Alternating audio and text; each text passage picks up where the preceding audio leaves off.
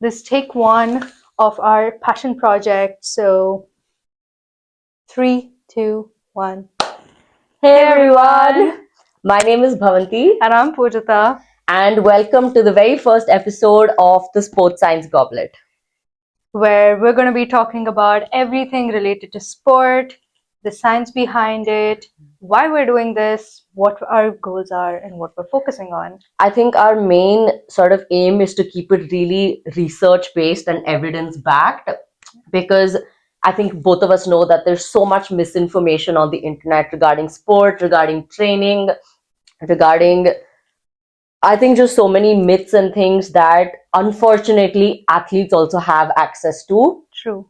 So I think giving them a platform where we're keeping everything evidence-based access is one of our biggest goals here. Very true. Athletes mostly take off information from Instagram or social media and just follow it blindly. So, our goal here is to hopefully provide the information that is going to be useful for them to make informed decisions during their career. So I think we're going to kick off this episode with starting off. How did this passion project come into being? Do you want to give a little like backstory as to how this came up? So, Bhavanti here loves yapping. I mean, I yap too, but We just talk a lot. yeah, we just We talk a way lot. too much. And she always wanted to start a podcast. I've been thinking about it for I think a year and a half now. It's been Yeah. on my mind thinking I really like talking, I really like presenting things. So I wanted to kind of start a platform where I can do that in sport. And I was like, you know what? I think you should do it. She said, I think you should do it. And then I was like, wait, we can do it because our strengths when it comes to sports science is very diverse. Correct. So, I mean, you've got the nutrition physiology part covered. and I'm really interested in psychology as well. Yeah, and I'm more into the athletic training and biomechanics aspect of it. So Strength and conditioning. She's all about the tech. I'm so bad at biomechanics, but yeah. she's the brains. So I think as soon as I thought I can get her on board, we had, I think, almost a 2.5 to 3 hour long conversation coming up with a name. What are we going to present? How do we do this? And that's how this kind of kicked off. One tiny message on Instagram led to like a 3 hour conversation that was so productive, where majority of the mapping of the podcast happened. So I think we want to start off by saying why this podcast and specifically why now. Yeah. The main point is athlete education, and India lacks that massively. Not because of less information out there, but more of too much information that is not Overwhelming. Yeah, that's not required. So, considering that you've worked in India after you finished your bachelor, so both of us did exercise and sports science from Manipal University. After that, I immediately came to the UK to do my master's, and you worked for nearly one and a half years. 1 year, yes. Yeah. What has your experience been like being a coach, being a strength and conditioning coach, working with young athletes in India? What has that been like? Kids, first of all, are curious. Very. And kids who are athletes are even more curious to know what they're doing, why they're doing it. And being someone with the knowledge, with the experience in the field, like being an athlete and drawing from that experience, I think I could give them the information that was necessary for them. And I am glad to have worked with a group of people who kind of understand the science behind it and were open to it. But there are a lot of people out there in India, or like I've heard that there are a lot of people who do not appreciate a scientific input. Yeah. I mean, they definitely know that there is science, but it's in their own terms. And that usually doesn't go to the athlete. They're just like, you are going to do what I say. What I tell you to do. So the coaches in India, I think they have this thing where there are a lot of methods that have been followed for years. Correct. But when we sports scientists try putting in a scientific approach, try giving like various all the aspects of sports science. So kind of physiology, nutrition, psycho. When we try incorporating these things, it's not usually received well. No, it's like, who are you? What is your experience in the field? Yeah. I mean, that's So just sad. But once you got done with your masters, you did an internship with a cricket team here. yeah. And what was your experience? So I worked as a nutrition intern with a county cricket club here, and my main focus was working with athletes under 16 and under 18. So when I say under 16, there were people as young as 13, 14 that I was working with. And my main role was to deliver nutrition based workshops every single week to the athletes, covering various topics, making it in the form of an activity, a presentation, a game for them to kind of learn. Because I think in the end of the day, it's not even athletes, as humans in general, if you tell them you have to do this, they're a lot less likely to listen. But if you tell them this is why you're doing it and this is how it's going to benefit you, you're so much more likely to relate with that and actually do Correct. it. So I think the main thing that I picked up on is the fact that these under 30, I mean, these under 16 athletes who are 13, 14, they're not officially playing for the club yet. They're training to become members of the first team, to become athletes of the first team. But from such a young age, they have nutritional and psychological support. There was a team of sports psychologists working with them as well. And they were a team of like my friend and I who were giving the nutritional support. So I think the vast difference that I noticed is sometimes even the professional level teams in India are kind of hesitant to have a proper nutritionist and the psychologist and maybe biomechanics, performance analyst, these people on board.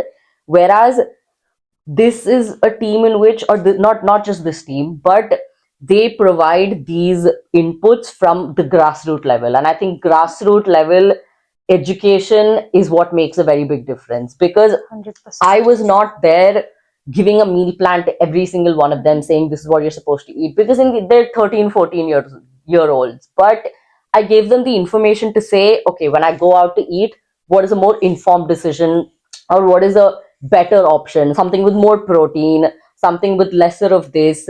How can I hydrate before a game to make sure that my energy stays up? What are the different kinds of supplements? What are the ill effects of eating certain things? So when you educate athletes with this, they really start implementing it, and they understand the value of something like sports nutrition at a very young age. 100%. I agree with you because that is the change that I saw in the athletes that I was working with as soon as they got a piece of information. Let it be about periodization, let it be about consuming coffee at a very early age on a regular basis, Yeah. like why they should not be doing that. They kind of took charge of their own performance and training and they were smarter about it. And that's what we want, smart athletes and not athletes who just like blindly follow and like So more than blindly following something that a coach Yeah. or anyone tells you to do, this kind of education is needed because you can make your Correct. own decisions. Because sport is not one size fits all. Something that works for somebody is not going to work for someone else. Yeah, completely agree with that. So I think another thing we want to emphasize on is all the topics that we put forth on the channel. There's research behind it. We read papers. Yes. We get into a lot of evidence-based things, and I think we can also upload the links to a lot of the papers and all the videos we make. That being said, we're learning ourselves. 100%. We're going to make Yeah. mistakes. We're going to find papers that have maybe been proved wrong in the recent ages. Yeah. So We would definitely like inputs and insights from all of you out there. Like if we have like missed out something, please feel free to reach out to us, send us links, and we will definitely look at it, rectify even if if we've we made mistakes. I think even if we said something that you've read something different or you've heard differently about, Yes. whether in the comments or our Instagram DMs, if you can let us know, we'll definitely address those and just keep learning throughout the process of this, Yes. because we're doing this for the first time as well. Yeah, I mean, the end goal is educating athletes, putting out the right information for everyone. I mean, even if you're into fitness and you need some sort of information, Yeah, this has to is be just the right not place. sport related. I mean, obviously, athletes, we want them to have this Yeah. information. But even if you're someone of the general population who enjoys fitness, someone who's new and you're looking to get into fitness, if you're somewhere middle aged and you're looking to think, okay, how can I improve my quality of life, get into better eating habits, get into doing more physical activities, this is definitely for you. Yes. Now, a main thing I think we should get into, what is the situation of Olympics and Indian athletes in the Olympics? We need to get into this. So we definitely have a contingency that's there, that's representing India at the Olympics, but how much are we actually converting in terms of podium finishes, or how much, what is the quality of competition that is being put out there from Indian athletes, like just against all the other countries that are there? Considering the Yeah. population and how much talent we have in sports, I mean, we'll definitely get into a separate video about this, but talent identification at a young age, Yes. grassroots training at a young age, for the population and talent we have, Yeah. it's not converting on an international stage as much as it should be. Yes, I think this is definitely a very long conversation, and maybe we can get people from the field to talk about this, have conversations, sit down, We have a definitely like to conversations. invite people in Yes. to talk about these things. So, so considering that you have looked into this a lot, what is Yes. your take on LTAD or long-term athlete development? It's not a new concept. It has been there, and there are a couple of places in India that have been following this, but I mean, just the percentage. Frustration. Yes. Like, we have 1.4 billion people in India. I think less than 1% of them have been put into this program, and even less than that have been converted into, like, an elite athlete or Yeah. anything. I think So, another thing is athletes reach burnout very quickly. yeah. And what is the purpose of that? What are the psychological factors behind burning out so early, losing your identity, or losing yourself to becoming an athlete? I mean, I know that you've personally had an experience with this being a Yes. professional swimmer. So, what would you like to say about it? I think the one thing, like growing up, if anyone were to ask me, like, introduce yourself, I was always like, oh, hi, I'm Pujita, I'm a swimmer. And then, like, I got injured, and that was no longer my identity. And I feel like a lot of athletes in India actually face this. And that, Injury. yeah, Yeah. injuries and just, like, losing themselves. But having been someone who's just played one sport throughout my childhood and like teenage and everything, I wish I was exposed to more sports. I wish I played more sports. I think that's the concept of LTAD as well. You get to participate in sports of like various movements, and you develop certain, what do you say, bro? Fundamental skills. Yes. Okay, so fundamental movement skills is something that we learned in our Correct. undergrad, and it's the concept of not athletes but kids at a very young age learning basic skills that contribute into physical activity and sport. So one thing that I think we both have discussed and picked up on is sport and physical activity is not given the importance that needs to be given at school. So it everything starts from school, everything starts from what you learn at 100%. school. How many times has your math teacher or science teacher taken Take away your PE classes or games your classes? your games period, Like, your PE classes, because them covering the syllabus is more more important. important. I think the way you have examinations and for testing certain subjects, I Yeah. think it's very important to introduce sport and physical activity Correct. as part of the curriculum and make it as important to test Yeah. it. I mean, not just it being part of a curriculum, but being streamlined throughout the country, Yeah.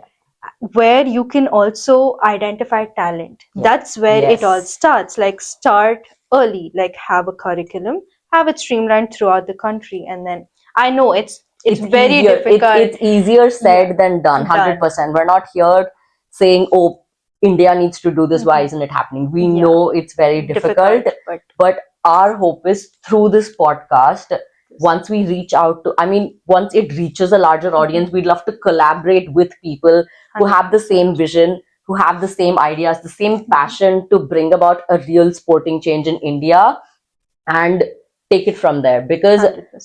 I think as much as we've spoken about what needs to be done, we also need to appreciate what has been done so far. Completely As agree far with as that. what I know, so many of the people I've studied with, my professors from Manipal, are doing such an amazing job in India, either in their own startup, kind of implementing different training methods from a young age, Yes. introducing sports science and scientific parts of it into all athletes. Like we know Yeah. some people, like I know, like working with them has been an absolute honor, but we're going to name Yeah. them eventually because we'd love you guys to be guests on our podcast to Yes. talk to us about what you faced and your experience. But honestly, like the people I know from exercise and sports science in Manipal are doing such a great job right now. They're really bringing about that difference. Our hope is through this podcast, we can talk about necessary conversations and take this further on further a much larger scale. Countrywide, yeah. I think we're done. I think we're done, yeah.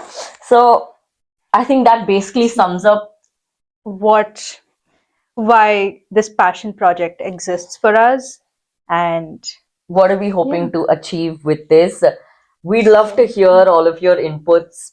Yes. Any kind of ideas you have, collaborations, we'd be so happy to do that. 100%. So follow along and just let us know if there's some topic you'd like us to cover, anything general, anything athlete related, fitness related, female athlete related. Female athlete research is such a big passion of mine because that's what I did my thesis and my dissertation project in my master's, and I think it's such an under researched area despite so many athletes being female in today's day and age, and I think that's really, really important. So yes, just follow along, and we've already introduced the kind of topics we'll be covering, the different segments we're going to have going. This segment is part of Spotlight series. Yeah, Spotlight series where we're just introducing the mission, the madness behind why this started. And I don't know, I'm very excited. You'll see what's there to come in the Spotlight series. I think that will definitely be an exciting segment. I mean, yeah. A lot of interaction with a lot of people coming up. So yes. We hope you guys will stay tuned. Yep. We will link our Instagram below. Some of you have already followed us there, so we'll link it below. We will, in our further videos, we'll link a bunch of papers, everything that we're using to give our content out. Is there anything you'd like to wrap up with? No, that's it. Stay tuned, and this is the Goblet. This is the Goblet. This is definitely out of both of our comfort zones. Yep. I think you can tell by the way we're speaking in the first episode. I think you can tell.